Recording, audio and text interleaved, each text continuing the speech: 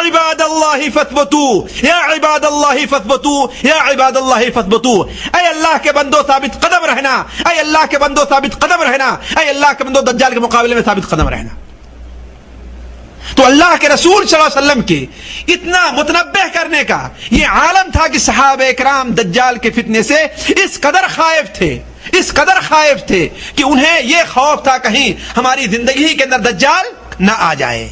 لیکن سوال یہ ہے کہ ہم نے دجال کے بارے میں کہاں تک معلوم کی اور ہم نے دجال سے متعلق کہاں تک بچنے کی کوشش کی۔ دیکھیے اسی عظیم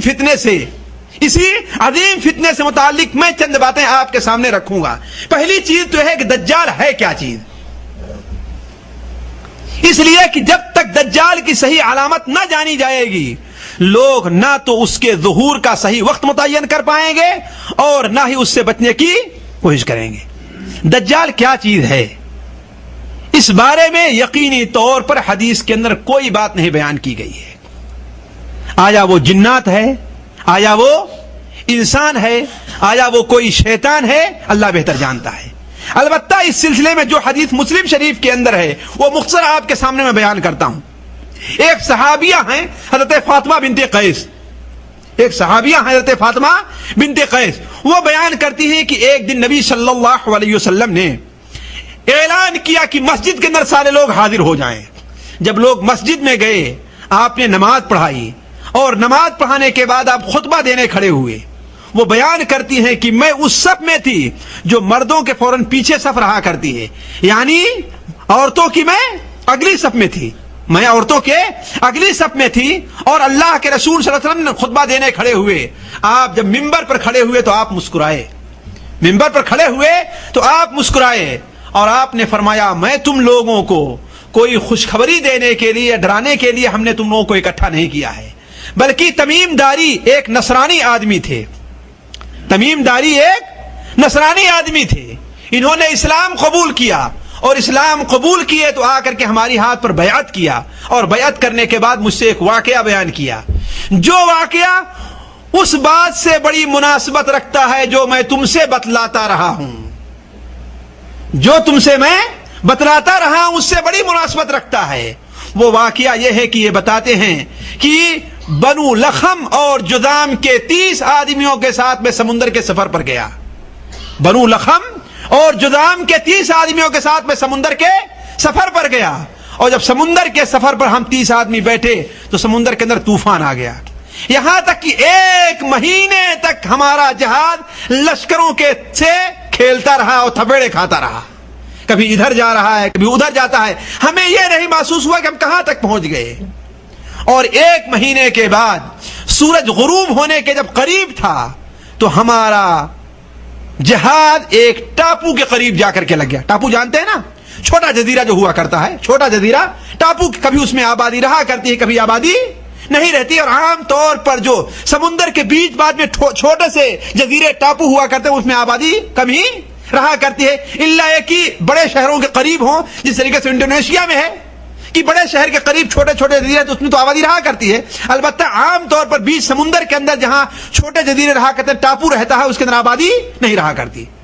تو کہا ہم ایک بڑی جہاز جو ہمارا تھا، بڑے جہاز کے اندر ایک چھوٹا جہاز ہوتا ہے جس سے لوگ اتر کر کے کنارے جاتے ہیں، اس سے اتر کر کے ہم اس جزیرے میں گئے تو تھوڑی دور گئے تھے تو کیا دیکھتے ہیں کہ ایک جانور ہے اور عجیب قسم کا جانور ہے، وہ اس جانور کے جسم پر اتنے بال ہیں کہ اس کا آگا پیچھا کچھ سمجھ میں نہیں آ رہا ہے، اس کا آگا پیچھا کچھ سمجھ میں نہیں آ رہا ہے۔ ہم لوگوں نے اس سے کہا ارے بدبخت تو کون ہے، تو جنات ہے کہ انسان ہے؟ وہ کہتا ہے جانور کہ میں جساس ہوں، یا جساس ہے یعنی جاسوس ہوں۔ تو ہم نے کہا تو کون ہے؟ کہا اس دیر کے اندر اس خانقاہ میں چلے جاؤ، اس میں ایک شخص بندھا ہوا ہے جو تمہارے حالات جاننے کا بڑا ہی متمنی ہے، بڑا ہی خواہش مند ہے، تمہارے بارے معلومات حاصل کرنا چاہتا ہے۔ تو کہا جب ہم 300 آدمی اس کے اندر داخل ہوئے تو ایک شخص کو دیکھتے ہیں اتنا لمبا چوڑا ہے کہ اتنا بڑا آدمی ہم نے دیکھا نہیں تھا، اور اتنے تیزی کے ساتھ زنجیروں میں بندھا ہوا ہے، اس کے دونوں ہاتھ یہاں گردن سے بندھے ہوئے اور اس کے پاؤں کے اندر موٹی موٹی زنجیریں ہیں کہ اتنا سخت بندھا ہوا آدمی ہم نے کبھی دیکھا نہیں تھا۔ ہم نے کہا کہ تو کون ہے؟ ارے بدبخت تو وہ کہتا ہے کہ پہلے تم لوگ بتاؤ کہ تم کون ہو، اس کے بعد میں اپنے بارے میں تم سے کچھ بتلاتا ہوں، میرے حالات تم کو معلوم ہو جائیں گے۔ ان لوگوں نے کہا کہ ہم عرب ہیں، ہم عرب ہیں۔ تو کہا یہ بتاؤ مقام بیسان کے اندر جو کھجوریں تھیں، جو خرما کے درخت تھے، اس میں پھل آ رہا ہے کہ نہیں آ رہا ہے؟ اور یہ بیسان فلسطین اور سوریا کے بیچ میں کوئی جگہ ہے۔ کہا ہاں اس میں تو آ رہا ہے۔ کہا ایک وقت ایسا آئے گا کہ وہاں کے درخت پھل نہ لائیں گے۔ کہا یہ بتاؤ بحیرہ طبریہ کا کیا حال ہے؟ بحیرہ طبریہ یہ کہاں پر ہے؟ یہ اردن کے اندر ہے اور لبنان اور اردن کے بیچ میں تقریباً ہے۔ کہا کہ اس کی کس خبر کے بارے میں پوچھ رہے ہو؟ کیا کہا اس میں پانی ہے کہ نہیں ہے؟ کہا ہاں اس میں ابھی بہت پانی ہے۔ کہا ایک وقت ایسا آئے گا کہ اس میں کا پانی ختم ہو جائے گا، اور قیامت کی نشانیوں میں سے ایک نشانی ہے کہ جب یاجوج ماجوج کا خروج ہوگا اور ان کا پہلا لشکر بحیرہ طبریہ پہنچے گا تو سارا پانی پی جائے گا، اور ان کا آخری لشکر جب وہاں پر آئے گا تو کہے گا ارے اس میں تو کہیں پانی لگتا، ایسا لگتا کبھی اس میں پانی تھا، یہاں پانی کیسے ختم ہوا ہے؟ تو دجال کیا کہے گا کہ ایک وقت ایسا آئے گا کہ اس کا پانی ختم ہو جائے گا۔ کہا اچھا یہ بتاؤ مقام زغر میں جو چشمہ ہے اس کے بارے میں کیا کہتے ہو تم لوگ؟ تو ہم لوگوں نے کہا کہ اس کی کس حالت اور کس چیز کے بارے میں تم سوال کر رہے ہو؟ تو اس نے کہا کیا اس میں پانی ہے، اور اس پانی سے لوگ کھیتیاں کر رہے ہیں کہ نہیں کر رہے ہیں؟ تو ہم نے کہا ہاں ابھی اس میں بہت پانی ہے، اس پانی کو لوگ پیتے بھی ہیں اور اس سے لوگ کھیتیاں بھی کرتے ہیں۔ کہا ان قریب ہے کہ اس کا پانی سوکھ جائے، اور کہا عرب کے اندر جو نبی ظاہر ہونے والا تھا اس کا کیا معاملہ ہے؟ وہ نکلا کہ نہیں نکلا؟ نبی کا ظہور ہوا، اس کی بعثت ہوئی کہ نہیں ہوئی؟ کہا ہاں اس کی بعثت تو ہو چکی ہے۔ کہا اس کے ساتھ عرب نے کیا معاملہ کیا؟ کہا وہ مکہ سے نکلا اور مدینہ میں آیا، عرب سے لڑائیاں کی، کچھ دن تک تو عرب لڑتے رہے، لیکن اب عرب نے اس کے سامنے اپنی ڈھال تلوار رکھ دی ہے، یعنی عرب پر ان کا قبضہ ہو گیا ہے اور آگے تک بڑھنا چاہتا ہے۔ تو دجال کہتا ہے کہ عرب کے لیے بہتر ہے کہ اس کی اطاعت کر لیں، عرب کے لیے یہی بہتر ہے کہ اس کی اطاعت کر لیں۔ اور سنو میں مسیح دجال ہوں، میں مسیح دجال ہوں، ایک وقت آئے گا کہ میری بیڑیاں ٹوٹ جائیں گی اور میں ساری دنیا کا سفر کروں گا، میں ساری دنیا کا سفر کروں گا، صرف مکہ مکرمہ اور مدینہ منورہ کے اندر میرا داخلہ منع ہوگا، ان دو شہروں کے اندر میں داخل نہ ہو پاؤں گا۔ آپ صلی اللہ علیہ وسلم نے یہ بات ان کی کن کی تمیم داری کی بیان کر کے آپ نے منبر پر اپنی چھڑی سے ٹھوک ماری اور کہا یہ طیبہ ہے، یہ طیبہ ہے، یہ طیبہ ہے، یہاں پر دجال، یہاں تک دجال نہیں پہنچ سکتا۔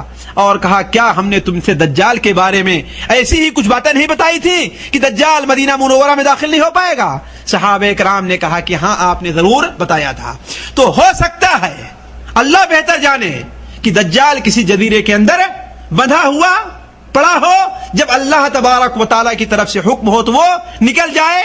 وہ کوئی شیطان ہے یا کوئی انسان ہے جسے اللہ اتنی لمبی عمر دے گا، اللہ بہتر جانتا ہے۔ یا ہو سکتا ہے کہ تمیم داری اس وقت مسلمان نہیں ہوئے تھے اور نبی صلی اللہ علیہ وسلم ان کی تائید نہیں کی کہ ہاں کو بندھا ہوا ہے، آپ نے یہ بھی نہیں فرمایا۔ ہو سکتا ہے ان کے سامنے کوئی ایسی شکل آئی ہو، اللہ بہتر جانتا ہے۔ لیکن کہنے کا مقصد یہ ہے کہ دجال کا وجود یا دجال کا خروج ایک اٹل حقیقت ہے جس کے اوپر ایمان لانا ہر مسلمان کے لیے ضروری ہے، خواہ وہ پیدا ہو چکا ہو یا بعد میں پیدا ہو، وہ جنات ہو یا انسان ہو، لیکن یہ ہے کہ وہ دنیا میں پیدا ہوگا اور ساری دنیا کی طرف فساد مچائے گا۔ دیکھیے دجال نکلے گا کب؟ دجال نکلے گا کب؟ دو حیثیت سے دیکھیے، دجال سے پہلے دنیا کے جو حالات ہوں گے، 3 سال تک بالکل بارش روک دی جائے گی۔ ایک اور آپ لوگوں کو حدیث کی بات بتا دوں، ہم لوگ کہتے ہیں کہ اس سال بارش کم ہوئی ہے، کہتے ہیں نا، یا اس سال بارش زیادہ ہوئی ہے، لیکن یہ چیز ہمارے آپ کی معلومات اور علاقے کی حد تک ہے۔ جس دن سے اللہ نے بارش کو مقرر کیا ہے، آج تک بارش جتنی ہر سال ہوتی ہے اتنی برابر ہوتی رہے گی، کسی سال کم یا زیادہ بارش نہیں ہوتی۔